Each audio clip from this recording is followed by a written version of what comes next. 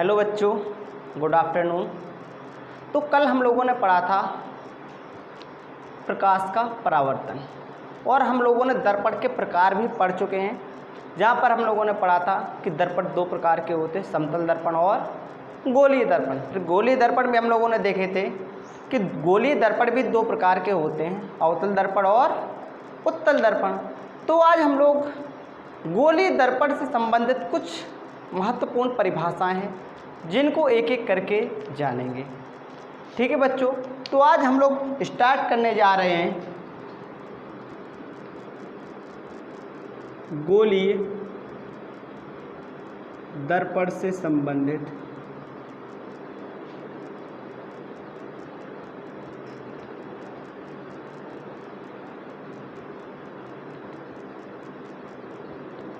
परिभाषा। गोलीय दर्पण से संबंधित परिभाषा। ठीक है बच्चों, तो इसमें सबसे पहली चीज आती है कि गोलीय दर्पण। हमने कल पढ़ा था कि गोलीय दर्पण होता कैसे है। तो हम लोगों ने देखा था गोलीय दर्पण या तो इस प्रकार से होता था, ठीक है, किसी कटे हुए गेंद का एक हिस्सा होता। ठीक है, तो गोलीय दर्पण हमने बना लिया है। अब गोलीय दर्पण से संबंधित परिभाषाओं की जब बात करेंगे तो हम लोग देखेंगे इसमें कि सबसे पहली चीज आती है हमारे पास गोलीय दर्पण से संबंधित परिभाषाओं में नंबर 1 ध्रुव, जिसे हम लोग कहते हैं इंग्लिश में पोल। ठीक है, तो ध्रुव क्या ये क्या है? गोलीय दर्पण का परावर्तक पृष्ठ है। इसका जो मध्य बिंदु होता है या गोलीय दर्पण के परावर्तक पृष्ठ के केंद्र, गोलीय दर्पण के परावर्तक पृष्ठ के केंद्र को ध्रुव कहते हैं। इसे कैपिटल P से प्रदर्शित करते हैं। किससे प्रदर्शित करते हैं? कैपिटल P से। ठीक है, इसके बाद आती है नंबर 2। ठीक है, वक्रता केंद्र क्या होता है? गोलीय दर्पण जिस कटे हुए गोले का भाग होते हैं उस गोले के केंद्र को वक्रता केंद्र कहते हैं। गोला, क्योंकि जो गोलीय दर्पण है वो कहाँ से आया? किसी एक गेंद से आया। गेंद कैसी थी? गोल। उस गोले का कोई ना कोई केंद्र होगा, तो वही वाला केंद्र इस गोलीय दर्पण का क्या कहलाता है? वक्रता केंद्र। तो अगर हम इसको देखें तो ये किसी एक गेंद का एक हिस्सा रहा होगा, तो इस गेंद का हिस्सा रहा होगा, तो इस गेंद का केंद्र रहा होगा। इस केंद्र को हम लोग क्या कहेंगे? यहाँ पर क्या कहेंगे? वक्रता केंद्र। तो गोलीय दर्पण जिस कटे हुए गोले का भाग होते हैं उस गोले के केंद्र को गोलीय दर्पण का वक्रता केंद्र कहते हैं। इसे करते हैं प्रदर्शित कैपिटल C से, यानी इसे कैपिटल C से प्रदर्शित करते हैं। नेक्स्ट आता है हमारे पास वक्रता त्रिज्या।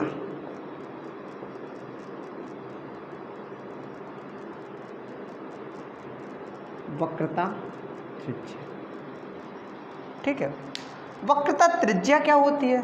गोलीय दर्पण जिस गोले का भाग होते हैं उस गोले की त्रिज्या को गोलीय दर्पण की वक्रता त्रिज्या कहते हैं। तो गोलीय दर्पण क्या है? इस गोले का भाग है ये गोलीय दर्पण जो हमने लिया है। तो इस गोले की जो त्रिज्या है यानी केंद्र से परिधि की दूरी, ये क्या कहलाएगी? इसकी वक्रता त्रिज्या। इसे हम लोग कैपिटल R से प्रदर्शित करते वक्रता त्रिज्या। तो गोलीय दर्पण की वक्रता त्रिज्या कैपिटल R से हम लोग इसको प्रदर्शित करते हैं। नेक्स्ट परिभाषा आती है हमारी मुख्य अक्ष।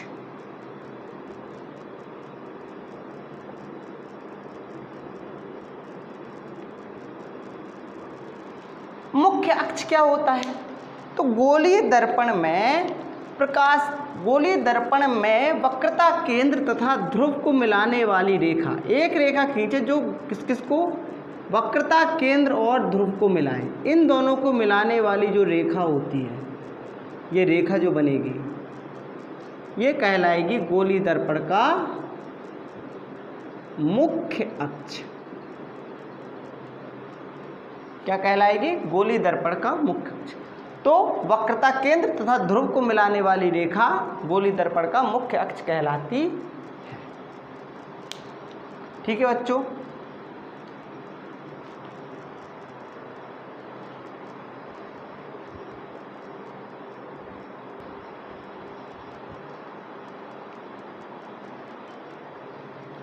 तो बच्चों अब हम इसमें और आगे अपनी अगली परिभाषा देखते हैं।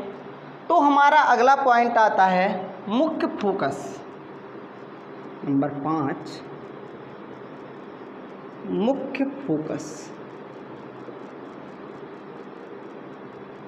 मुख्य फोकस क्या होता है? तो यदि इसमें मुख्य अक्ष के समांतर कोई प्रकाश की किरण आई, ये मुख्य अक्ष है, इसके समांतर यदि प्रकाश की कोई किरण आती है तो ये क्या होगा, इससे क्या होगा, दर्पण है, परावर्तन होगा। तो परावर्तन के पश्चात कहीं वापस लौटेगी और जहाँ लौटी ये आ गई इस तरीके से। तो परावर्तन के पश्चात ये मुख्य अक्ष को जिस बिंदु पर काटती है उस बिंदु को कहते हैं गोलीय दर्पण का मुख्य फोकस। ये हमारा केस था, कौन सा दर्पण है, अवतल दर्पण। यदि हमारे पास बच्चों उत्तल दर्पण होता तो उत्तल दर्पण क्या होता है, इसके अंदर वाले पृष्ठ पर कलई की जाती है और इसके बाहर ये इसका मुख्य अक्ष हो जाएगा। यहाँ पर इसका क्या होगा, ध्रुव होगा। ठीक है बच्चों, तो यहाँ पर क्या होगा, इसका ध्रुव होगा। अब इसमें अगर क्या कहेंगे हम, वही परिभाषा है। यहाँ इसका सेंटर कहाँ आएगा, वक्रता केंद्र इस तरफ आएगा, क्योंकि गोला इस तरफ बनने वाला है तो इसमें वक्रता केंद्र इधर होगा। तो बच्चों अब इसमें क्या होगा, वही नियम लगाएंगे, क्या कि मुख्य अक्ष के समांतर आने वाली प्रकाश की किरण, ये आई मुख्य अक्ष के समांतर। अब क्या होगा, दर्पण से परावर्तन के पश्चात कैसी होगी परावर्तित, ये कुछ इस प्रकार से परावर्तित हो जाएगी। तो अब इसने तो कहीं मुख्य अक्ष को काटा ही नहीं, लेकिन अब हम जब यहाँ से देखेंगे तो हमें क्या प्रतीत होगा कि ये किरण यहाँ से आ रही है, तो इस बिंदु को कहेंगे हम मुख्य फोकस। तो उत्तल दर्पण के केस में क्या हो जाएगा, मुख्य अक्ष के समांतर आने वाली प्रकाश की किरण दर्पण से परावर्तन के पश्चात जिस बिंदु से आती हुई प्रतीत होती है, हम यहाँ से देख रहे हैं तो हमें किस बिंदु से आती हुई प्रतीत हो रही है, तो मुख्य अक्ष पर स्थित जिस बिंदु से आती हुई प्रतीत होती है उस बिंदु को उत्तल दर्पण का मुख्य फोकस कहते हैं। तो बच्चों ये था हमारा उत्तल दर्पण के लिए और ये था हमारा किसके लिए, अवतल दर्पण के लिए।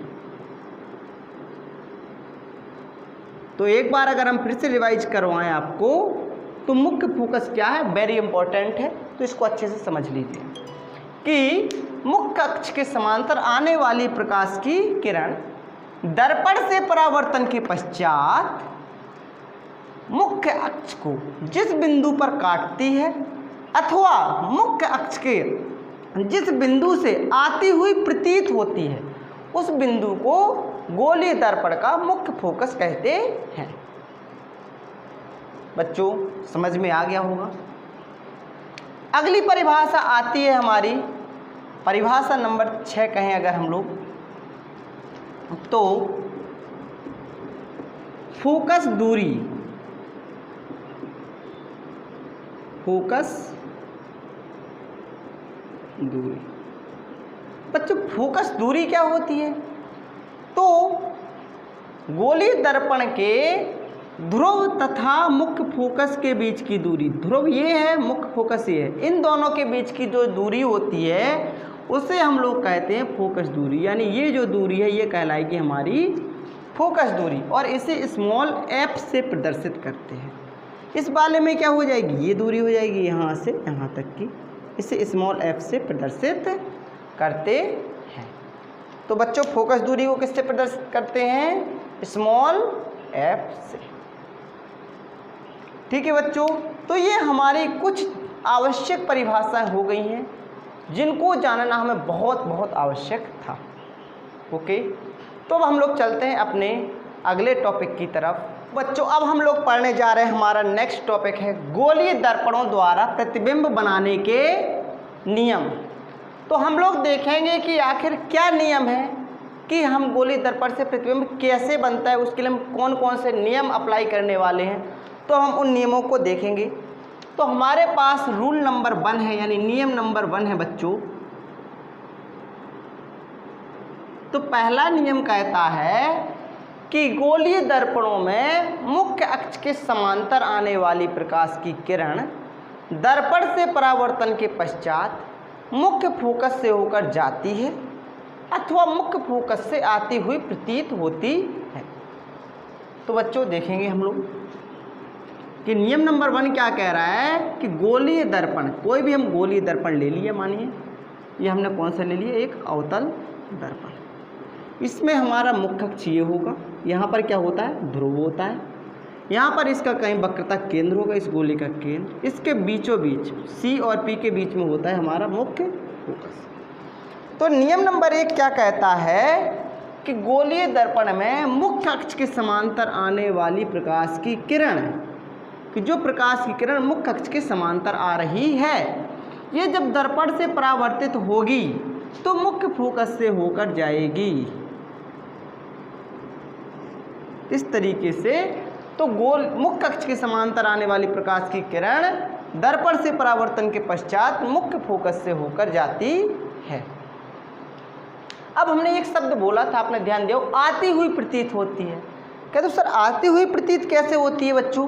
तो अगर हम यही चीज किस में करते, उत्तल दर्पण के केस में करेंगे, तो हमारा क्या होगा, यहाँ पर ध्रुव होगा। अब ये वाली सतह चिकनी है, अंदर वाली पॉलिश की, तो प्रकाश की किरण इस तरफ से आई, लेकिन इसमें आपको पता है गोले का वक्रता केंद्र इधर होता है और इसका फोकस यहाँ पर बीचों बीच होगा, P और C के ध्रुव और वक्रता केंद्र के बीच में होता है फोकस। तो अब इसमें क्या होगा, मुख्य अक्ष के समांतर आने वाली प्रकाश की किरण ये आई इसके समांतर मुख्य अक्ष के, दर्पण से परावर्तन के पश्चात जब इसको दर्पण से हम परावर्तित करेंगे, होगी परावर्तित, तो हमें ये ऐसा प्रतीत होगा कि ये किरण कहाँ से आ रही है, फोकस से। तो नियम नंबर 1 है बच्चों कि गोलीय दर्पण में मुख्य अक्ष के समांतर आने वाली प्रकाश की किरण दर्पण से परावर्तन के पश्चात मुख्य फोकस से होकर जाती है अथवा मुख्य फोकस से आती हुई प्रतीत होती है। ठीक है बच्चों, नियम नंबर 1 अच्छे से याद कर लीजिए।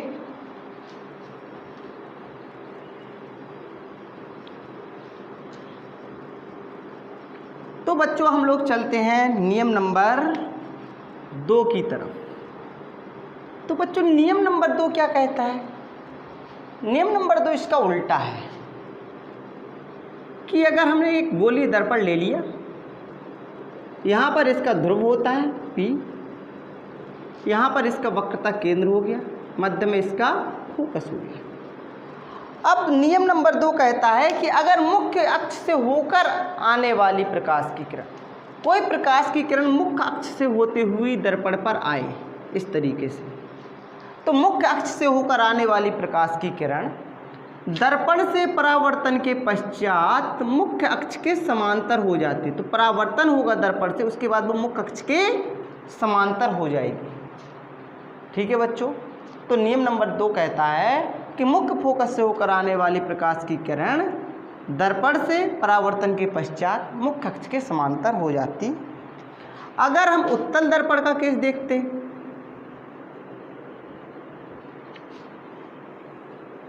तो उत्तल दर्पण में यहाँ पर ध्रुव P होगा, यहाँ पर इसका वक्रता केंद्र C होगा, बीच में फोकस F होगा। अब इसमें क्या होगा बच्चों, इसमें जो प्रकाश की किरण आएगी वो कहाँ से आएगी? अब फोकस से होकर, फोकस की से होकर तो नहीं आ सकती क्योंकि दर्पण के उस तरफ है और प्रकाश इधर से तो क्या होगा, फोकस की ओर आती हुई प्रतीत होगी। हमें लगेगा कि ये किरण कहाँ जा रही है, फोकस पर जा रही है। तो फोकस की ओर आती हुई प्रतीत होने वाली प्रकाश की किरण है मुख्य दर्पण से परावर्तन के पश्चात मुख्य अक्ष के समांतर हो जाती हैं। ये होता है उत्तल दर्पण में। क्या होता है उत्तल दर्पण में कि मुख्य फोकस की ओर आती हुई प्रतीत होने वाली प्रकाश की किरण दर्पण से परावर्तन के पश्चात मुख्य अक्ष के समांतर हो जाती है। अब इन दोनों परिभाषाओं को हम कंबाइंड करके दोनों को एक साथ कहें तो क्या कहेंगे कि मुख्य अक्ष से होकर आने वाली अथवा मुख्य अक्ष की ओर आती हुई प्रतीत होने वाली प्रकाश की किरण दर्पण से परावर्तन के पश्चात मुख्य अक्ष के समांतर हो जाती है। ठीक है बच्चों, ये था हमारा नियम नंबर 2।